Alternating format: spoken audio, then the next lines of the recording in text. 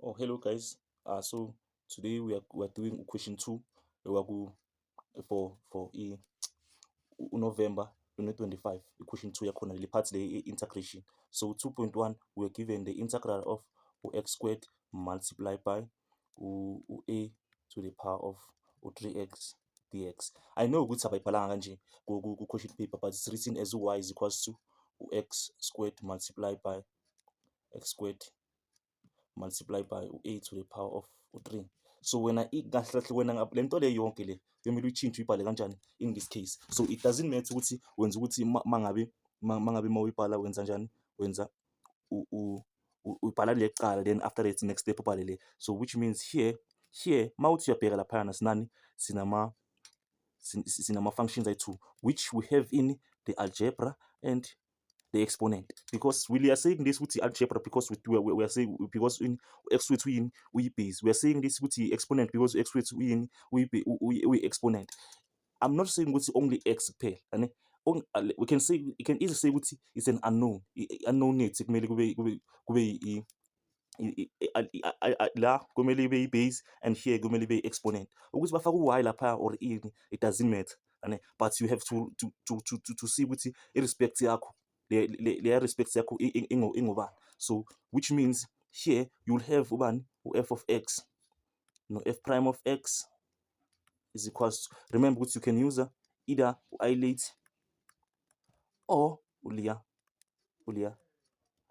take. So when you can use either or ithandayo nje when you can use, but you know ukuthi inverse and the log, then inverse and the log and the inverse ngapha angeke uzithole zindawonye for wena, yabo, for wena angeke uzithole zindawonye. So don't stress ngokuthi yiphi right, zoyi-two zi-right, but don't stress ukuthi yiphi right la, zoyi-two zi-right and zisebenza correct. So in this case algebra comes first, which means our f of x kuzoba ubani u-x squared, then the derivative of x squared is equals to 2x, bese u-g prime of x wethu kuzoba ubani is the integral of a to the power of 3x dx. Then we have g of x is equals to a to the power of 3 all divided by 3 plus c. So mina ke n5 sifundisile integration and n4 ukuthi integrate kanjani. So there's no need to start sana na ukuthi sifunde sana na ukuthi u-integrate kanjani. If you lack there, go back to ama videos ka n5. So which means lana you will having ilona. So abantu engibafundisa ngibaxwayisa ukuthi bayenze kanje. So the way ihamba ngakhona, the way qala lapha uza lapha wenza kanjalo. So which means uzoba no x squared multiply by a to the power of 3 all over 3 minus this part layer minus u2x loya bese sizoba nobani no a to the power of 3 then dx, because we're still having in the integral sign. So in this case we can see like we do have in a coefficient for x and the coefficient for ax to the power of 3, which means masipala in a simplest form sizoba nento kanje, because this is 1 over 3, this is 1 over 3, then this is 2, which means we'll have in 1 or 2 over 3 into the integral of x multiplied by a to the power of 3 dx.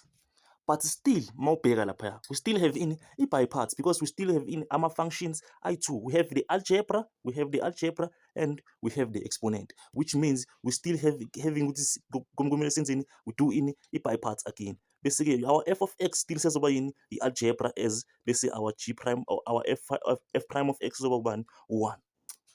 So x1 mobile. Yeah, but you understand. G prime of x way to la paya because about 1. Because about a to the power of 3x dx. Basically, our g of x, because we're integrating the same thing, usazoyikopela lapha, usazoyikopela plus uc lapha bese integrate. Then ke remember ukuthi layer part le, we don't leave that part for this part, which means kumele si include kumele kube u-x squared into u-a cubed 3 2 over 3. Remember, 2 over 3, it was not part of the integration. It was not the part there, which means sizofaka in the square, the square brackets of this thing, which means sizoyenza kanje senze na kanje.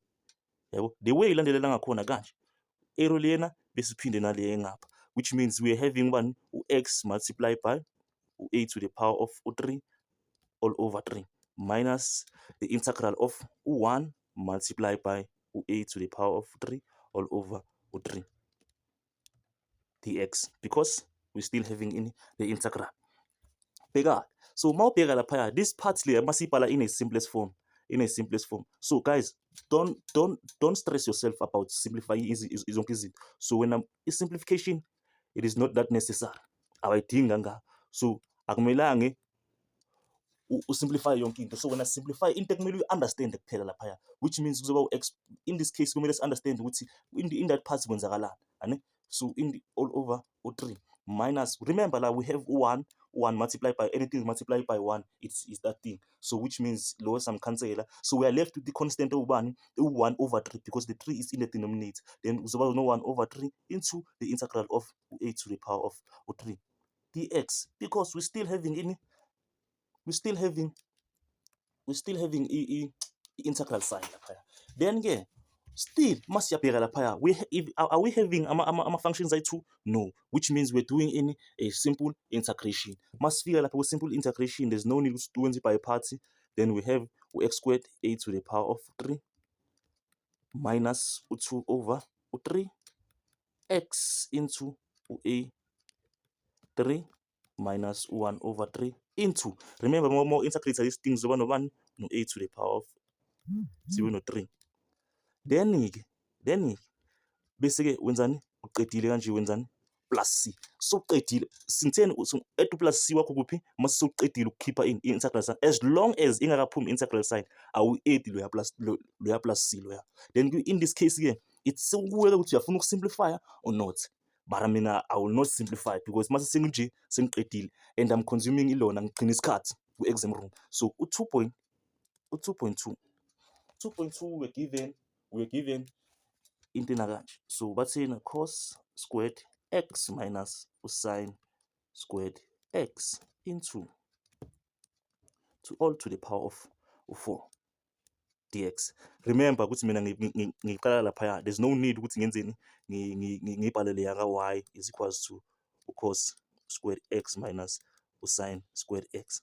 There's no need for mina ukuthi ngiyenze le nto leyo. So in this case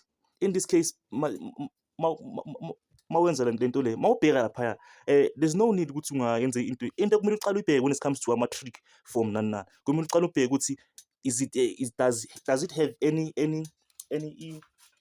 identity lapha ku formula sheets. If it does, which means you include nakhona with a good reason mangabe include in the identity. So in this case we will include identity and a double angle. Remember ukuthi cos squared x minus sine squared x, it is equals to cos 2x ileya part layer.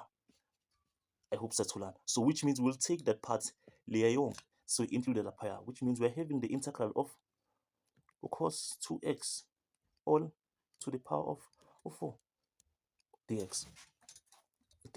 Then ke mase sobheka la, things are getting more simpler manje, because manje we are having ilona a1.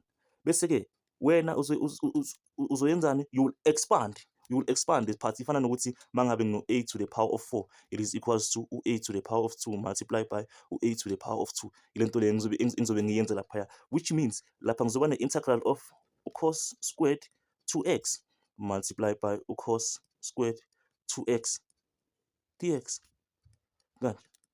So masizobheka laphaya, remember ukuthi we still have in identity. So we have ama identity ayi-2 okuzoba cos squared x, it's 1 minus cos squared x, it is equals to cos squared x, and we have layer 1 over 2 plus 1 over 2 cos 2a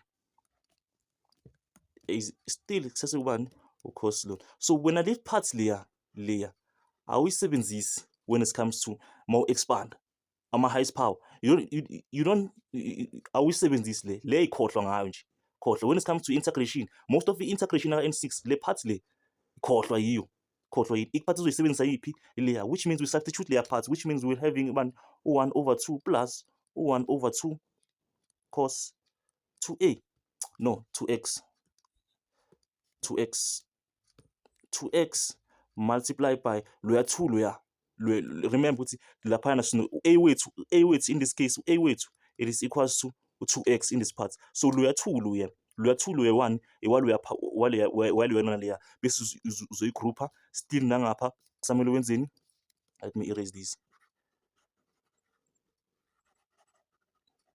Still nangapha you do the same thing bese ke uba nobani 1/2 cos 2x multiply by 2. This part leya yonke leya i-angle yakabani cos, ungaziphambanisi ukuthi ngithi times u-cos wonke ngelo i-angle le lapha phakathi ile brackets le uma ulivula ucalculate yiyo leya part leya, ungaziconfuse. So which means you will end up having 1/2 plus 1/2 cos 4x and 1/2 plus 1/2 cos 4x dx. Don't forget about dx bakho, they count. So in this case we do what we do for method, or abanye bayibiza in distributive method. So you will end up having 1/4 plus 1/2 cos 4x plus 1/4 cos squared 4x dx. Impina kanje. So mase nje, then there's no need ukuthi ungachubeka wenzana nento eningi. So in this case mase sewune-part kanje, simply do what? Integrate. Ungabe wenzana nento eningi. Remember ukuthi ma integrate a constant, the integral of a constant is equals to kx, only if nakhona the respect is in terms of x. Bese ke if usine I mean mangabe integrate cos x, it becomes the positive sin x. But if a laphayana, which means you will divide by a, bese ke for cos squared x kuzoba ubani, asithi cos squared ax, cos squared ax kuzoba ubani x all over 2 plus sin 2ax, oh bhalu 8 nam, 2ax all over 4a kanje. Lawa ama-integral uzowasebenzisa kuphi laphaya. So when ma wasebenzisa, which means uzoba no 1/4 x plus 1/2 multiply by sin 4x all over 4. Remember a wethu laphayana in this case ubani u4 bese plus 1/4 into, because we're having in ama-terms i2 that are grouped by isum, bese we're having x all over 2 plus sin 2a yabo. Remember 2 into a wethu bani u4x, which all over 4 into 4 kanje plus c. Remember besenzani besi-integrate in this part. So noma ungayishiya kanje it's fine, noma ungayishiya kanje, but for mina ayibukeki kahle unlike le esishiye lapha egcineni. So we're having 1/4 x into sin 4x all over 4 plus 1/4 into x all over 2 plus sin 8x all over 16 plus c. This one is better again. Noma sungayiyeka lana ke, noma nawo sungayiyeka la, which means this one is better. If you want to uqhubeka usimplify, it's fine naloko, but just to ukuthi usave isikhathi. Then 2.3 wethu 2.3 ngokuyi the integral of square root x squared plus 3x plus 5 plus 3x plus 5 dx. So in this case mawubona lento nakanje ene square roots ngaphakathi, wabona i-square roots, just know ukuthi you'll do what you will complete the square. Sorry, you will do what you will complete the square. Into ozoyenzani ozoyenza completing of square, which means just to make things easy for wena, just take the parts there lapha ngaphakathi and do it outside the square roots. Complete the square using this thing. Remember, to complete the square, your coefficient your coefficient of x squared must be plus 1. Yayiv bese second step kumele kube ubani, which means here kumele wenzeni, uthole the square of the square half singibhale kanje, the square, oh slow, uthola in square half of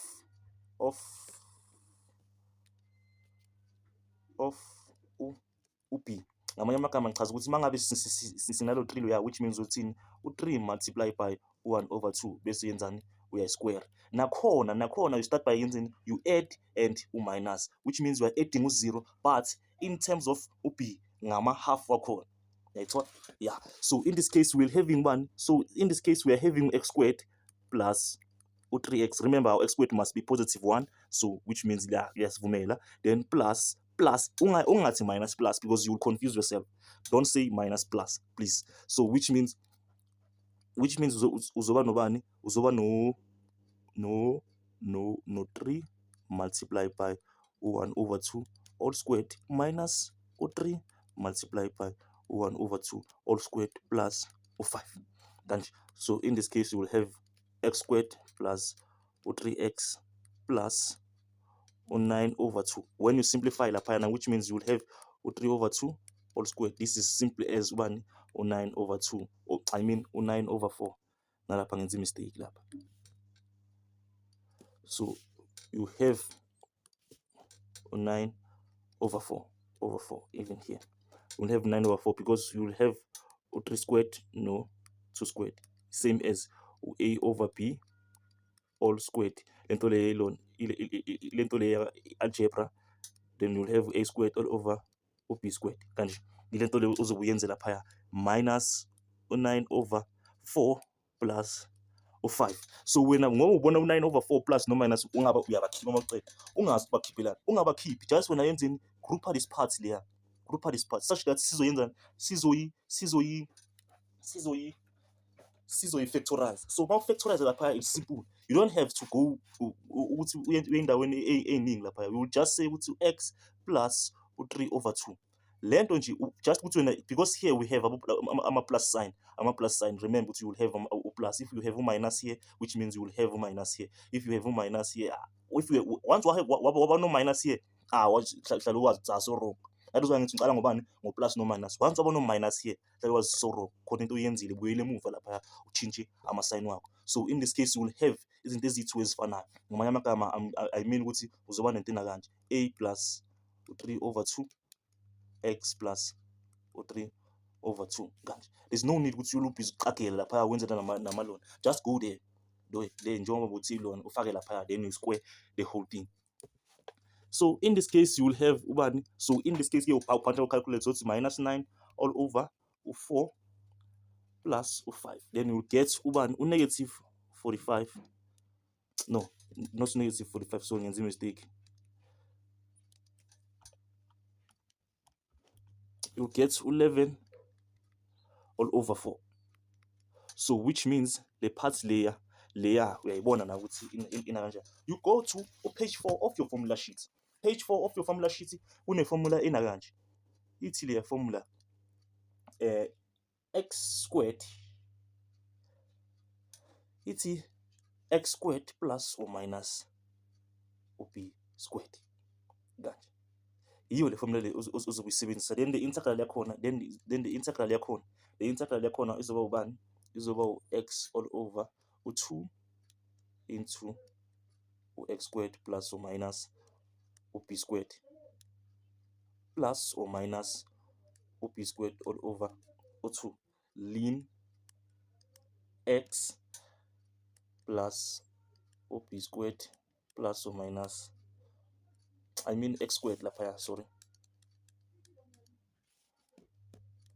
x squared plus or minus b squared plus c. Yeah, you know the 3 plus c. So in this case you will determine your x squared and your x. So So laphayana, so your x, it is what? It is x plus 3 over 2 all squared. Ubani? X wakho. Oh, before ulona, mina uqale uyifake lapha kulesa square root lesiya. Mina uqale uyifake kulesa square root lesiya. Oh, sorry. Mina uqale uyifake kulesa square root lesiya. So, which means you will be having something like x, oh, sorry, x plus 3 over 2 squared plus, no, not plus, negative, minus 11 over 4, like this, dx. So therefore, this, it's like this. So bese wenza njani? Then we determine value yakho ya x squared. X squared, it is equals to x plus 3 over 2 squared. Bese your x is equals to x 3 over 2, because it's because we applied in square root both sides. Bese nangapha futhi b squared sizoyenza the same thing. So b squared with 11 over 4. Do not include the sign. Do not include the sign when I call like sign. Bese b wakho uzoba ubani?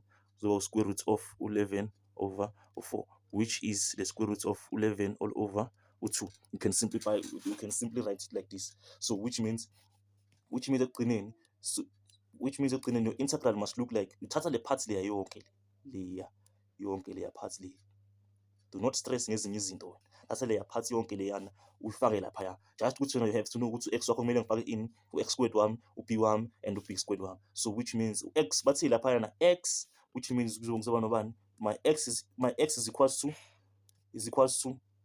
x to the plus 3 over 2 all to the power of 2 into. So in this part you can either ungafaka leya part leyana or ungafaka leya part leya the way bengakhona lapha, because iyafana leya nto leya, just ukuthi leya it's in a form of completing of square, lena nje, yeah, bese leyana it's in a quadratic formula, the quadratic formula oyijwayele wena, the simplest one, minus 11 over 4. Minus 11 over 4 because lapha there's no minus. So lapha ngithi remember ukuthi no plus or minus, which means uthatha in lama parts lawa lapha ngaphansi wonke, ukuthi sometimes banokuthi plus or minus bese bathi plus or minus bese bathi minus plus, which means mangabe uthatha lama parts lawa alapha ngaphansi uthatha as minus plus, bese lapha if uthatha aphezulu uthatha as plus minus, hayi ukuthi uthatha abo minus kuphela the way uyibona ngakhona, which means lapha ngaphansi ubani minus, which means our p squared, it is 11 over 4 all over 2 lean into x. Our x is x plus 3 over 2 plus the square root of x plus 3 over 2 squared minus 11 over 4. This is in the square root plus because we're integrator in this part. So which means your thing must look like this. But if you want to simplify this part layer, which means you will have something like 11 over 4 multiplied by 1 over 2, which is 11 over 8. Which means when I go win a pattern lapha, basically I won't simplify, ne? So which means lana 2.4. The 2.4 by the it was given as utan 3 for x dx. So in this part again, nakhona still we are given in the highest power, which means you will do what? You will expand, because it's an odd by izinto zakho zaba simple, which means you will expand it to utan squared for x multiplied by utan for x dx, and dx because we're still having the integral side. So in this case here, we go to in a formula sheet here. Remember, trick. Go to a formula sheet and find an identity. So we have the identity lapayana, it's sec squared x, it is equals to 1 plus tan squared x. So when you just do in tan squared x is subject of the formula, which means you will have sec squared x minus 1 is equals to tan squared, which means the parts layer yonke leya yiyo leyo uzobuyenzani uyisimplify lapha kuleya parts, which means you will have something like sec squared x minus 1 multiplied by tan 4x dx bese uyazibuza ukuthi la ngi-integrate kanjani because lo tan loyana ungaphakathi lapha and manje don't just wena yenzani distribute more distribute laphayana you will have something like ubani usec squared 4x sorry laphayana kumele kube no 4x multiply by utan remember ukuthi senzeni we distribute bese no 1 futhi multiply by utan 4x dx minus the integral I will explain ukuthi why ngwahlukanisa so la sizoba no tan 4x dx nakhona so lama integral ngwahlukanisa because kunento engiyibonayo la yabo mangiyibona lento le ukuthi mangabe ngizo differentiate le part le izonginika leya part and manginika leya part which means izoyenzani izokhansela yani which means lento ngitshela ukuthini kumele ngenzeni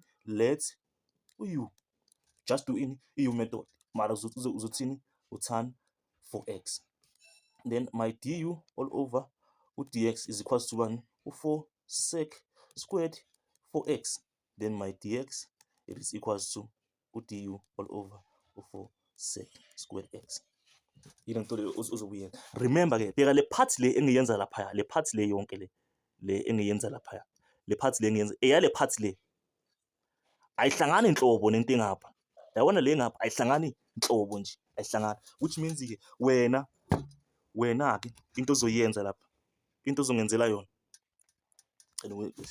into ozongenzela yona wena ukuthi uthi integral of sec squared 4x multiply by u because ulona u sesimenza ubani utan loya multiply by u multiply udx wethu sokubani uluya du all over u4 sec squared x minus the integral of utan 4x dx remember ngithini leya part leya le engilapha ayihlangani nhlobo nalento engapha because lento ebesiyenza la sithathe ngapha so ayihlangani nhlobo nalento le lapha so wena into ozoyenza ngayo manje ukusimplify nje kuphela you know ukuthi le izokhansela leya then you are left with ubani u1 over 4 multiply by u1 over 4 du sorry ngokuspecial ya 1 over 4 minus the integral of utan 4x dx lana integrate in terms of u lana integrate in terms of udx so in this case which means we'll have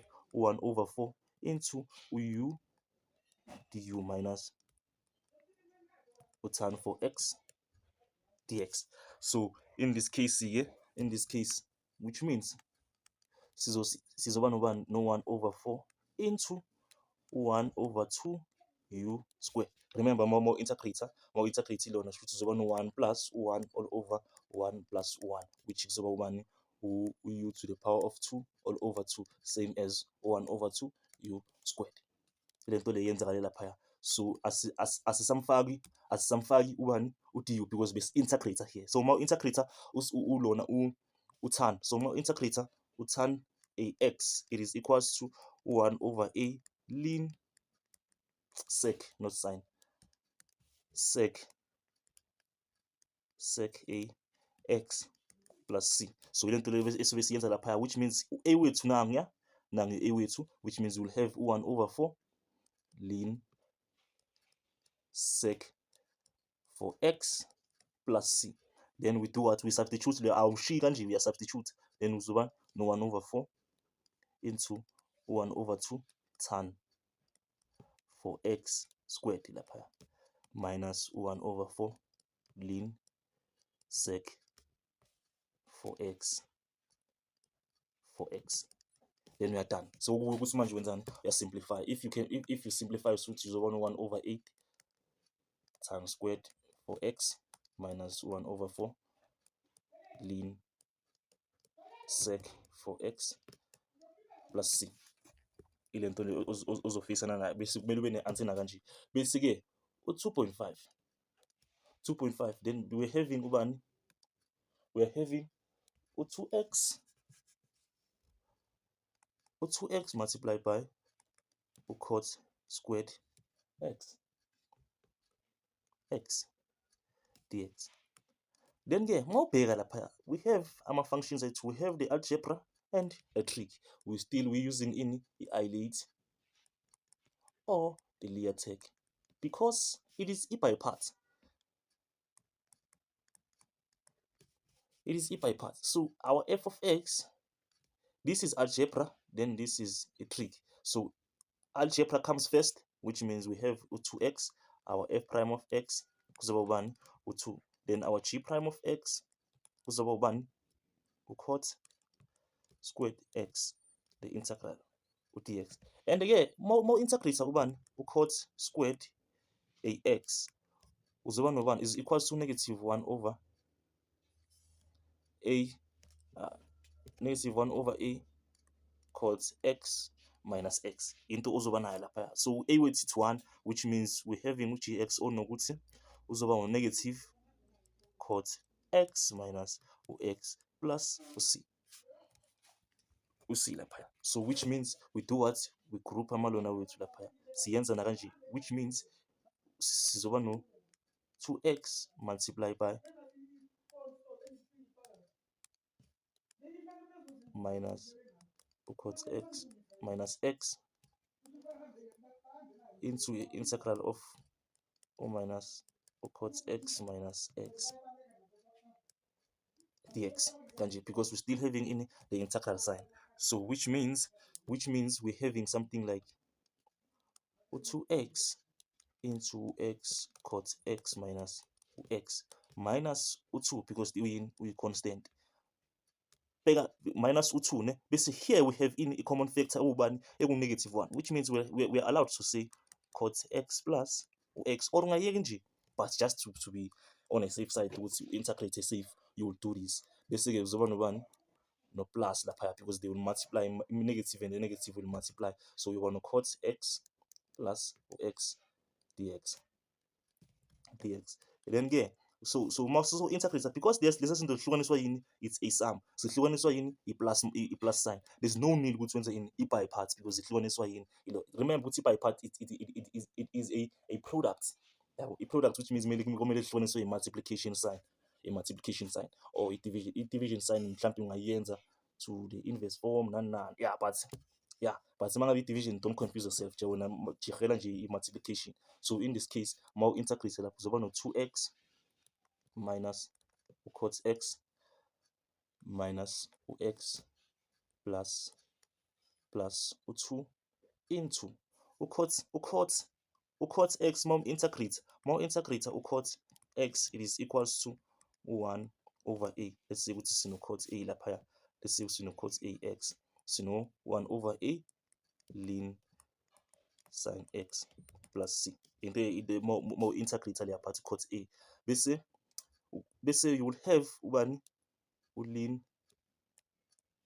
sin x plus 1 over 2 x squared. So lapha now we are doing like plus 1 all over 1 plus 1, it is equals to